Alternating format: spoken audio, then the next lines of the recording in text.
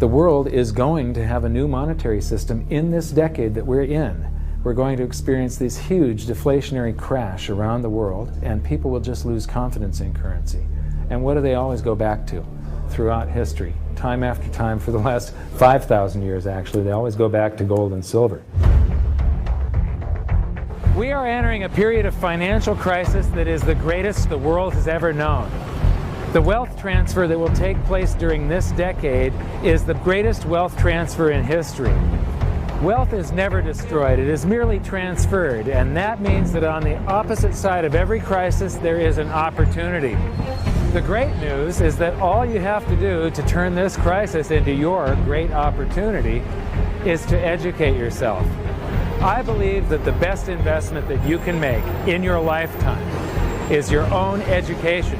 Education on the history of money, education on finance, education on how the global economy works, education on how all of these guys, the central bankers, the stock market, how they can cheat you, how they can scam you. If you learn what is going on and how the financial world works, you can put yourself on the correct side of this wealth transfer. Winston Churchill once said that the further you look into the past, the further that you can see into the future. This program is all about creating your own crystal ball, being able to gaze into the future, being able to change this crisis, the greatest crisis in the history of mankind, into your great opportunity.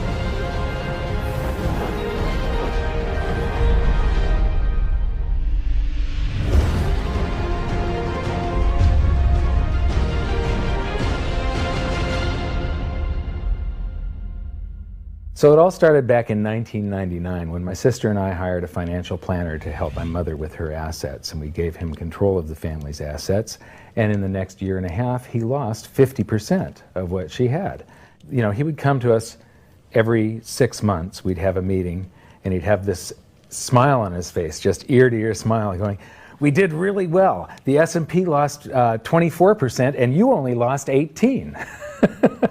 And so I fired him and I moved all of her assets to cash, and I dove into studying the financial markets, which led me into studying the economy.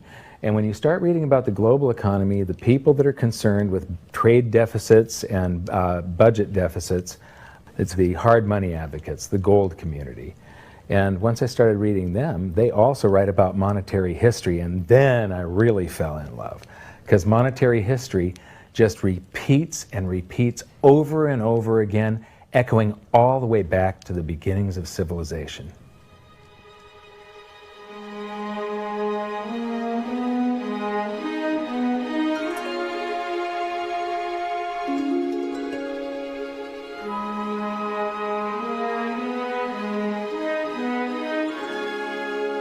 Gold and silver have been the predominant currencies for about 5,000 years, but it wasn't until somewhere between 680 BC and 630 BC that they became money.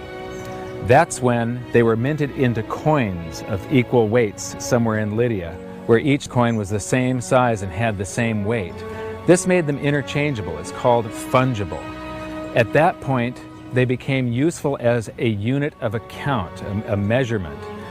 You could price a good or a service in those gold or silver coins in a certain number of them. And it was always the same for anybody whenever they were buying that good or service. But it wasn't until they made their way to the world's first free market society, the prototype of democracy, the cradle of civilization, Athens, that they exploded in use. Suddenly, money found its natural home, the free markets. Athens was the first society to have a working tax system and free markets. This enabled them to rise to the pinnacle of civilization. Their prosperity allowed them to create great works of art and achieve a level of architecture and engineering that the world had not yet seen. Here we are 2,500 years later, and people are still in awe of their achievements. It was truly a fantastic period in human history, and the Athens star shone brightly for many years. So this begs the question, what went wrong? How did such a great and powerful civilization fall? The answer lies in the same pattern that we see throughout history: too much greed and too much war. It was when the Athenians got involved in the Peloponnesian Wars, a war with Sparta, that their monetary problems began. First, they lost access to their gold and silver mines. They were also paying armies that were on foot, and they were miles and miles away from Athens. So as they pay their armies to buy goods and services from the local populations, a deflation occurs in Athens because they're sending all of their coinage out of the city. Then they started debasing their coinage to pay for the war.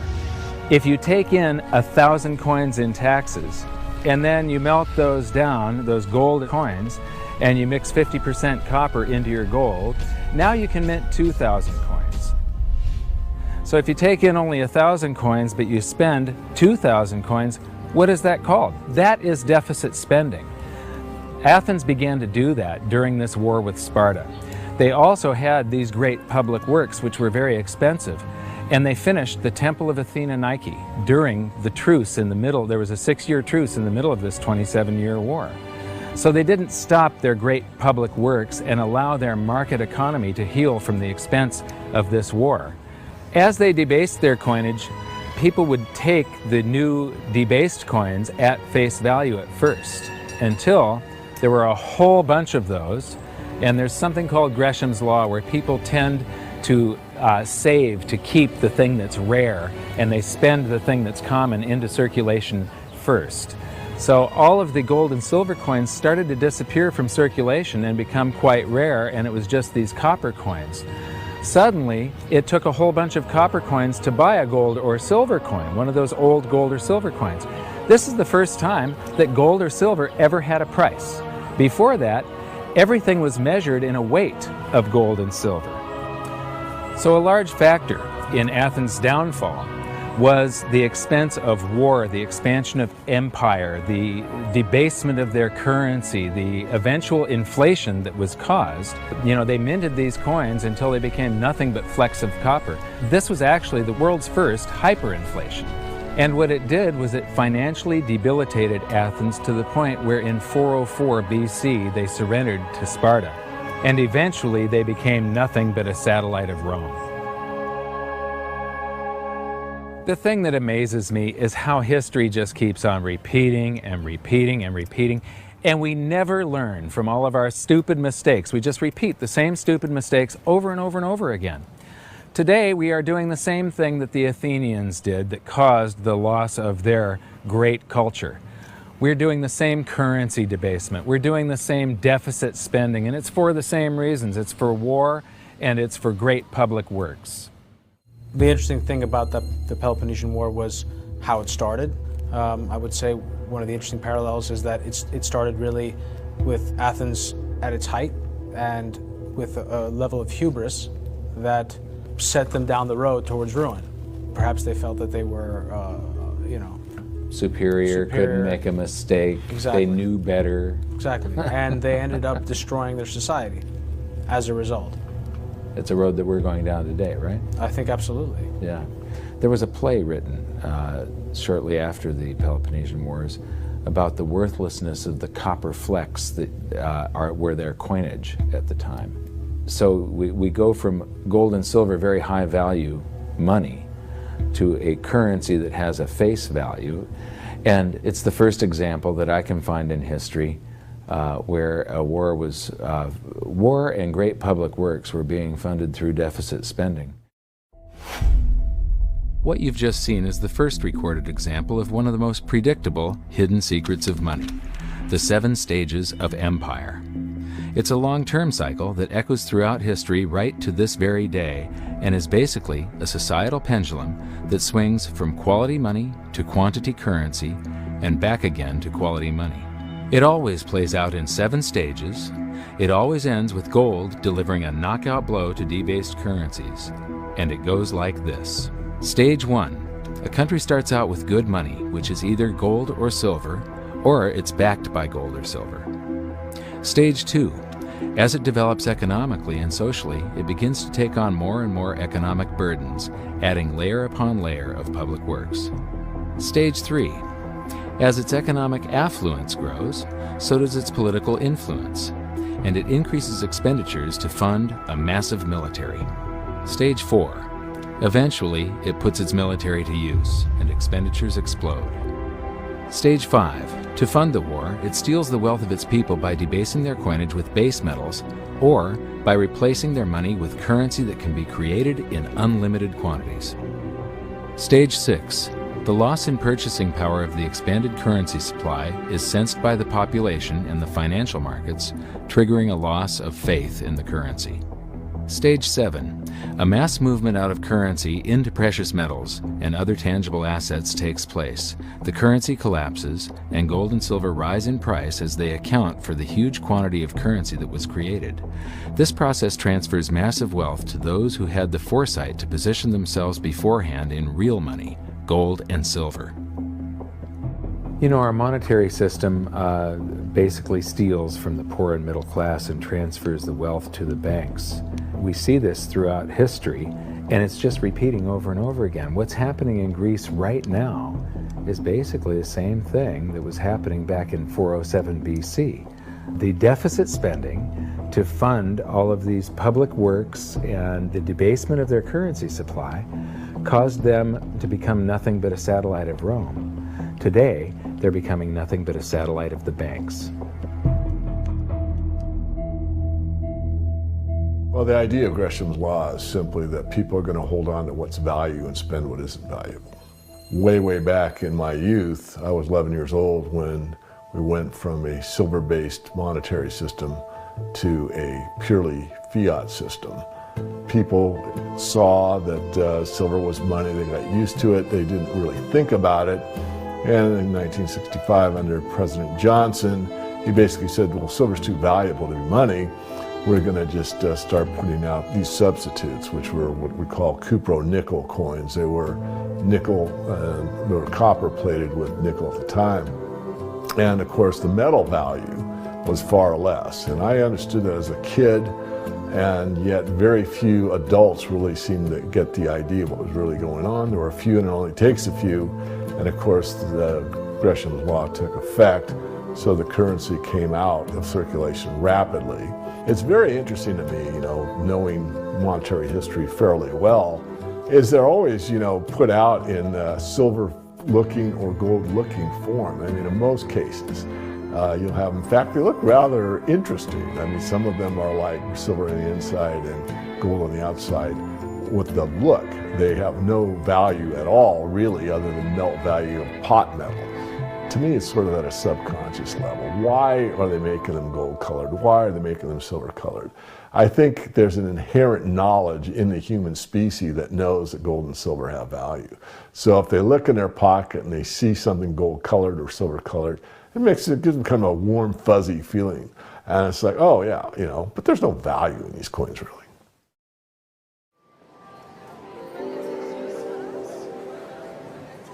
The next question is, how does this affect you? My next stop was in London, where I'd been asked to give a presentation to a group of businessmen. They wanted to understand the reason that gold had surged recently, and I explained to them that to understand gold, you have to understand monetary history. Once you see where we've come from, you can get a much clearer understanding of how the 7 stages of empire are playing out right now. We weren't allowed to show their faces, but we were allowed to film my presentation. So here it is, the last 140 years of monetary history condensed into just 10 minutes. Keep the 7 stages of empire in mind, and as you watch this, see if you can recognize the signs. Everybody thinks the US dollar is still as good as gold, and it hasn't been since 1971. This is the world monetary systems. From 1873, when Germany went on the classical gold standard, where each unit of currency is backed up by an equivalent amount of gold in the treasury. In the United States, $20 bill, $20 gold piece in the vaults. Go into any bank, slap down your currency, which was a receipt for money, a claim check on money, ask for your money, gold and silver, and they would give it to you.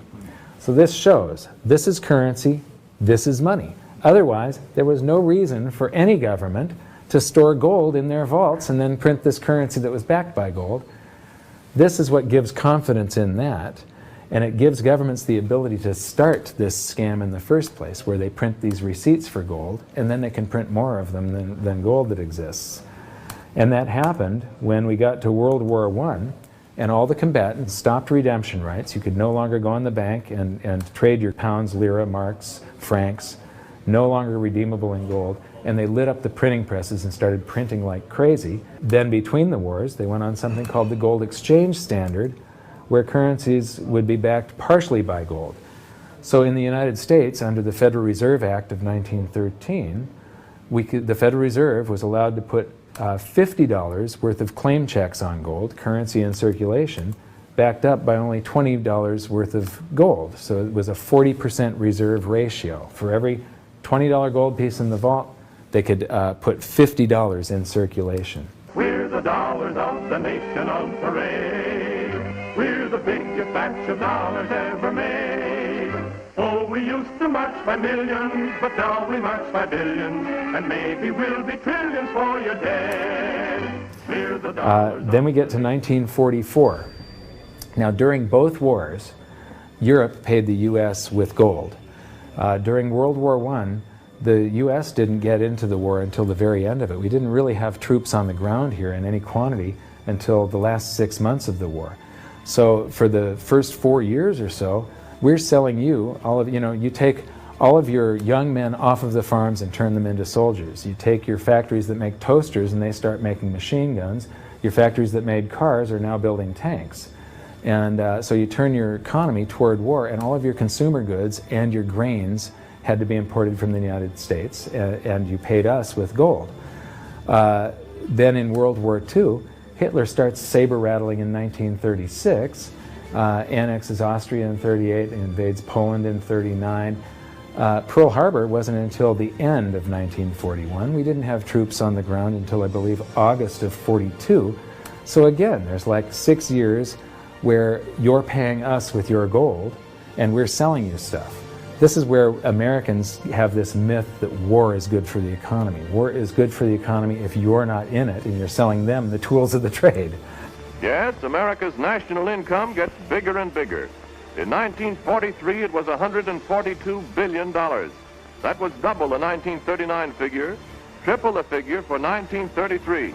But by the end of World War II, the U.S. had 2/3 of all the world's monetary gold, the central bank gold, and the rest of the world had to share the other third, and Europe had none. So the world monetary system was no longer going to work. It would collapse.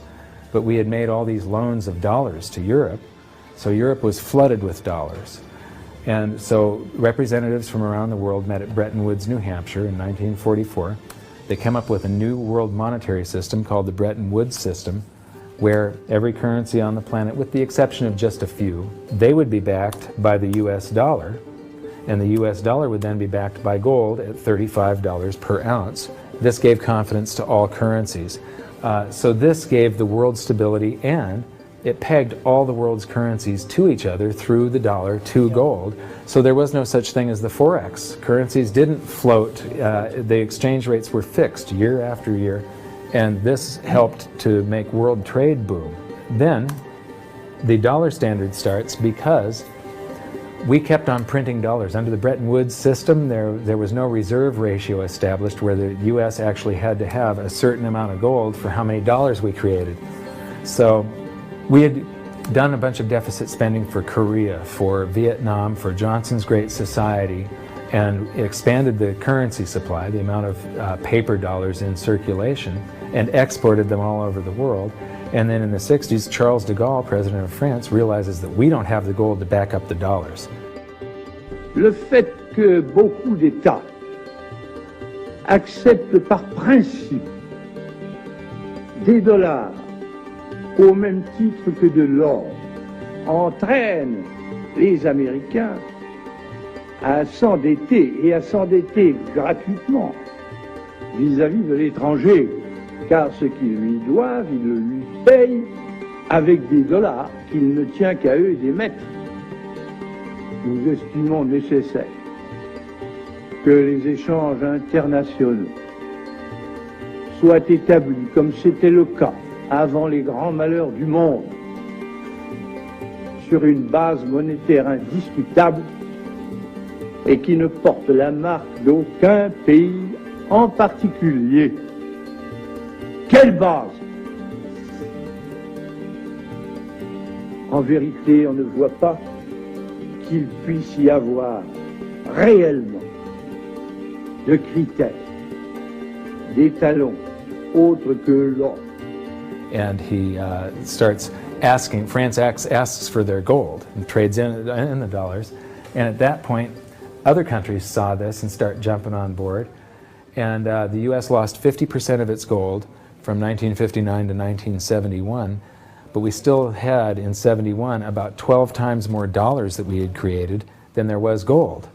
And this run on the bank, basically, the U.S. now being the bank, this is a giant worldwide bank run, because the U.S. for the second time had committed a fraud and created more receipts for gold than there was gold. It's that simple. And then finally the markets sort of sensed this, and Nixon was forced to take us off the gold standard, because if he had paid out gold until it got to zero, once we couldn't pay on some of those dollars, the entire worldwide monetary system would have collapsed. I have directed Secretary Connally to suspend temporarily the convertibility of the dollar into gold or other reserve assets, except in amounts and conditions determined to be in the interest of monetary stability and in the best interest of the United States. In full cooperation with the International Monetary Fund and those who trade with us, we will press for the necessary reforms to set up an urgently needed new international monetary system. And on August 15th, 1971, all the world's currencies became fiat currency. I don't know why the rest of the world didn't rush out and hang him, but they didn't. They just all went along with this. To our friends abroad, I give this assurance. The United States has always been and will continue to be a forward-looking and trustworthy trading partner. There have been thousands upon thousands upon thousands of fiat currencies throughout history, and there isn't one that survived. It is a 100% failure rate. And we started this experiment where all the world's currencies would be fiat currencies simultaneously in 1971. But what we have here, 30 to 40 years, different monetary system, 30 years, 28 years, 39 years plus, what's next? The world is going to have a new monetary system in this decade that we're in. We're going to experience this huge deflationary crash around the world.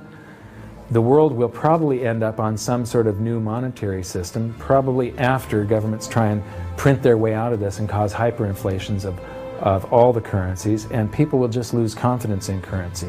And what do they always go back to throughout history? Time after time, for the last 5,000 years actually, they always go back to gold and silver. In a world of floating currencies, and that's what all national currencies are today, they bob up and down relative to each other, but they're all sinking relative to gold.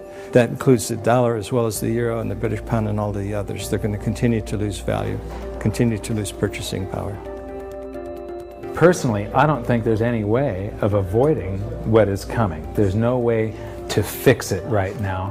There's only a way to either let it wipe you out or to benefit from it. And I want to make sure that it's not just a few of the big investors in the world that are ending up with all the cookies. I want to make sure that there's as many small investors as possible that are benefiting from it, because that's what makes society run. Middle class, small investor. One of the biggest challenges for human beings is that physiologically we are designed to operate in recency. You know, the fight or flight response is literally in my cells, literally. And so that when I'm in the wild, it's about I need to look for something to eat or make sure I don't get eaten. And how that translates into the modern world is that we think only about what's happening immediately in front of us. And so we think a long time is last week. In the world of YouTube and Facebook and instant messaging, we think 3 seconds is a long time. Like, did you get the post already? I already posted it. And the reality is that if you look at history, and I don't mean a week, I don't mean a month, I mean decades, I mean 100 years, I mean a couple of 100 years, I mean more than a couple 100 years, you can start to see some patterns. You can see some things that are going on because history repeats itself. There are some trends and there are some movements that you can learn from. And you literally have to go outside of your human instincts to look at history, because we just want to focus on right now, because as I said, that's about either eating or being eaten. So we've got to go beyond that, and that means not just focusing on the here and now, but learning some real powerful stuff from what's happened, because there just might be some indicators there as what's going to happen in the future. Now, the 7 stages of empire, just as a reminder, started with sound money, and then a country adds layers of public works and social programs, and then develops a massive military, and then puts that military to use, and to pay for the war, it debases its currency supply, which causes a loss of faith in the currency, which then leads to a currency crisis, and gold does an accounting of the expansion of that fiat currency supply that happened over all those years of the first 5 stages. We are in the 6th and beginning the 7th stage. Gold started the accounting in the year 2001. It was $250 then, but we're still in the very early stages of this. Well, that's right. I think one of the problems with gold is people just don't understand it. I mean, for one thing, it's sort of been banished from the curriculum for 35 years. We have going on 2 generations of academics and scholars who have never studied gold. Unless you're a specialist in economic history, you can go back and look at it. Now, when I was in university and even when I was in graduate school in economics, we were still on the gold standard in some form. It was fairly attenuated, but when you studied the IMF and you looked at how they present the finances of a country and they break down the reserves and the capital accounts, gold was a line item in the capital account, and you had to understand how it, what role it played and how it could equilibrate in terms of balance of trade. Well, that's gone. The IMF, Nixon went off the gold standard in 1971, and bright young economic students just don't understand gold. They think it's a joke, or they think it's maybe a commodity trade or a momentum trade. They don't understand that it really is money par excellence. So now we've learned that money was born in roughly 630 BC when it became fungible. It was free markets and sound money that led to Athens' great prosperity. But debasement of their money for deficit spending on war and public works played a large role in their demise. Over the past 140 years, we've debased our own currencies to the point where 2 generations of scholars don't even understand gold. We learned about Gresham's law and that bad money drives out good. In recent history, there has been a new monetary system roughly every 40 years. And we've learned that we are in the 6th stage of the 7 stages of empire. So that's it for this episode. Join us next time when we learn more about the chaotic state of the US dollar standard and how it's going to affect you no matter where you live on the planet. When I wrote my book, I said that we're coming into an era that is going to be the greatest wealth transfer in the history of mankind. Therefore, it's the greatest opportunity in the history of mankind. I've made it my mission to help as many people as possible get through this crisis and to come out on the best side of the wealth transfer. I've just finished filming an exclusive presentation titled How the 7th Stage Will Unfold, where I detail what I'm doing personally to prepare for a range of scenarios. It's available at hiddensecretsofmoney.com as part of your free information toolkit. So my challenge to you for this episode is to try and find a single example in all of monetary history of a crisis that was brought on by too much deficit spending, too much debt, and too much currency debasement being solved by more deficit spending, more debt, and more currency debasement. Until then, good luck, and I'll see you at the bonus presentation at hiddensecretsofmoney.com. Thanks.